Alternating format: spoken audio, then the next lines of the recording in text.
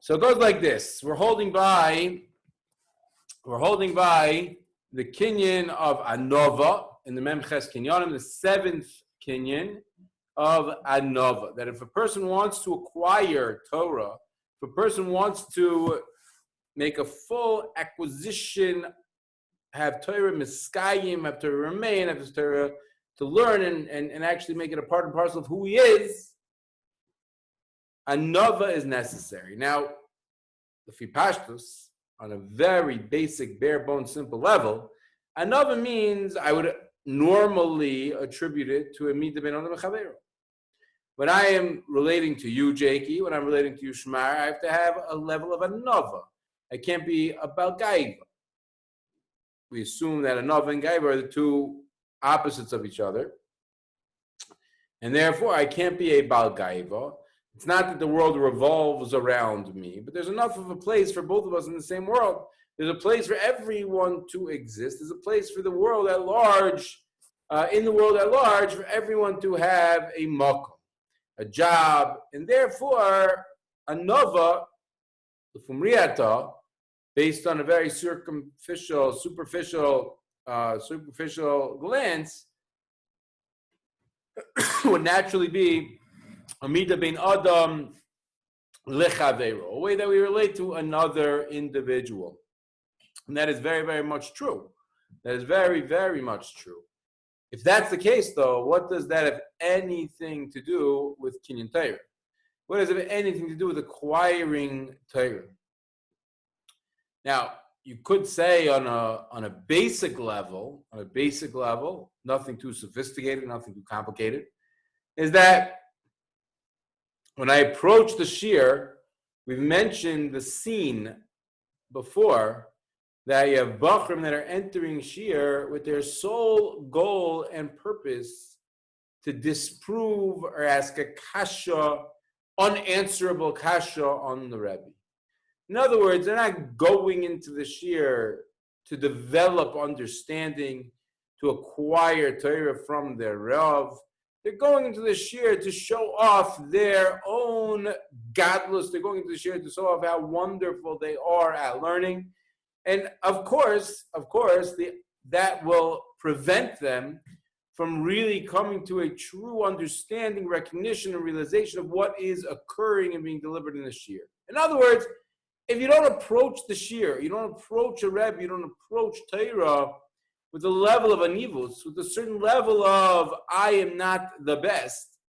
I might be great, I might be awesome, but there's room, there's makom, there's a place for everyone, and therefore there's what to learn from somebody else as well. If we don't approach Torah with such a mind frame, on a bare bones, ben adam v'chaveiro level, it will prevent us from acquiring Torah. And that is very, very, very much true. That is very true.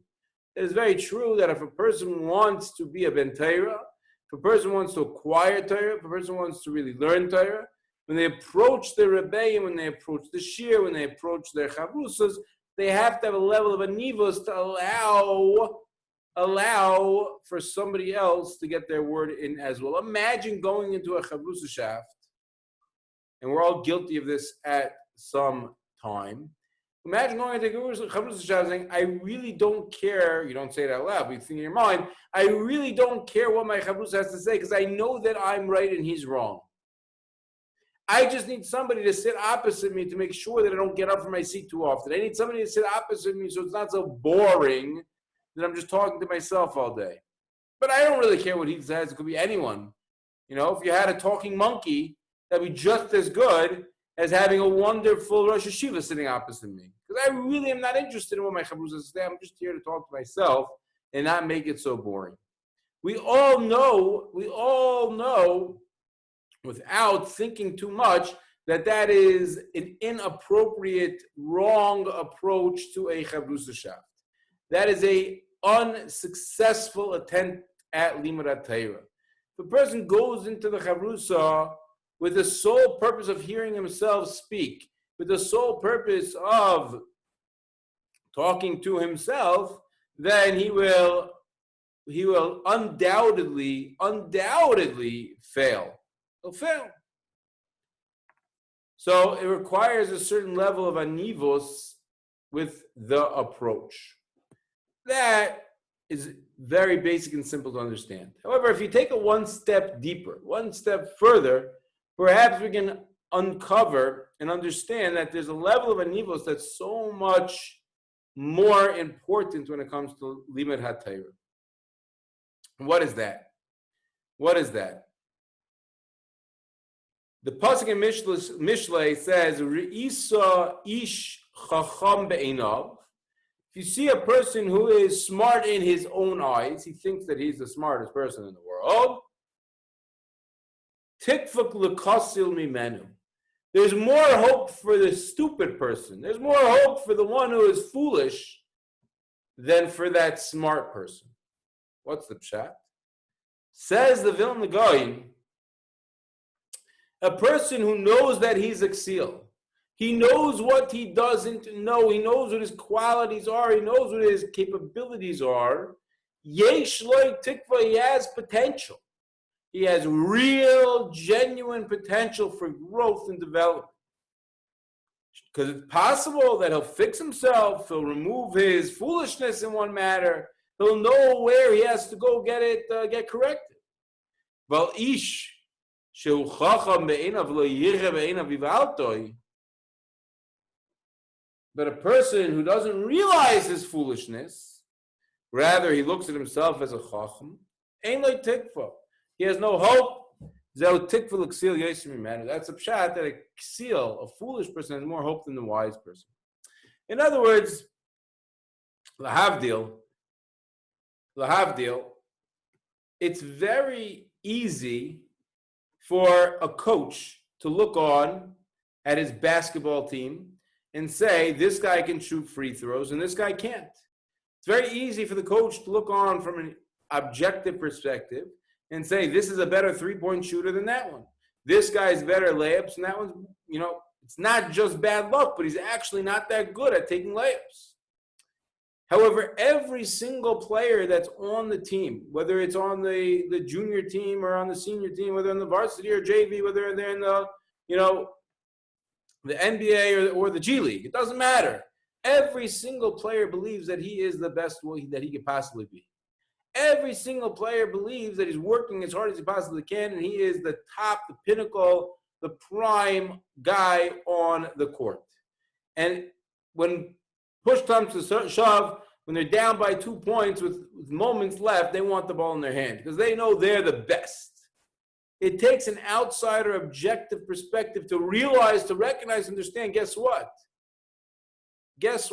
It's not everyone's equal. Not everyone's the same. They all might be necessary and they all might be important, but not everyone's the same. The pshat is, if a person believes he's the best, if a person believes that he is the prime, pinnacle, best guy out there, it's impossible. He doesn't find a place to work on himself. He doesn't find a place to correct his mistakes. If a person believes every single svara he says is halacha l'Moshe Sinai, it's mamish what Moshe Rabbeinu heard at Sinai, then he has no one to teach him, no one to correct him, no one to help him to develop his svaras further, to become a bigger chacham. So chacham be'einav has no hope in comparison to the person who knows what he doesn't know. Rabbi Cohen always used to say, many times in yeshiva, that the greatest attribute of a bacher is to know what you don't know. Know what you know, and know what you don't know. Because if you know what you don't know, then you know where you can become better, where you can fix yourself, where you can improve.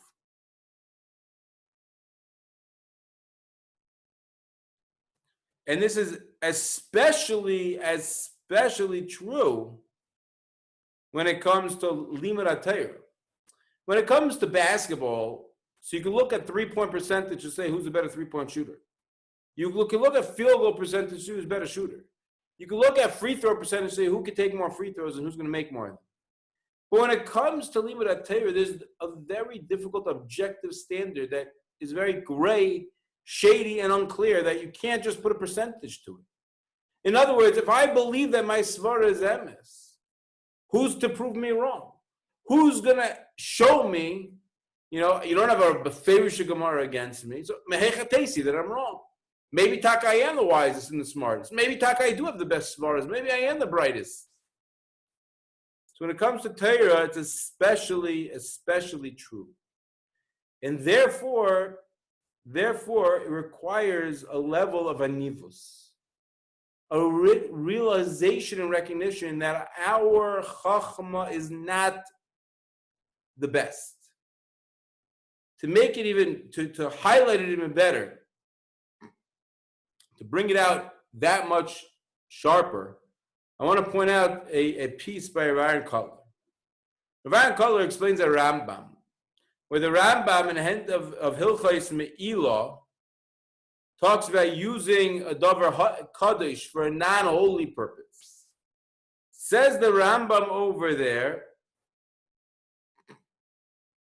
that he says at the Rambam, look how stringently the Torah deals with Me'ilah. When it comes to Eitzim v'Avonim, Ofer v'Efer, you can make them holy. And if you make them holy, you can't use them for non-holy purposes.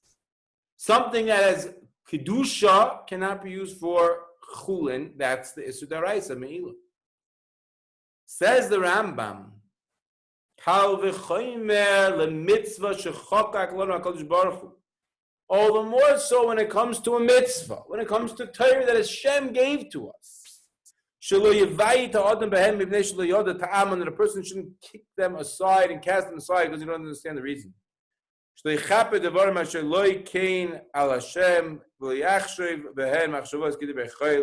a person shouldn't cover things over and just think that it's, if I don't understand it, it's not true.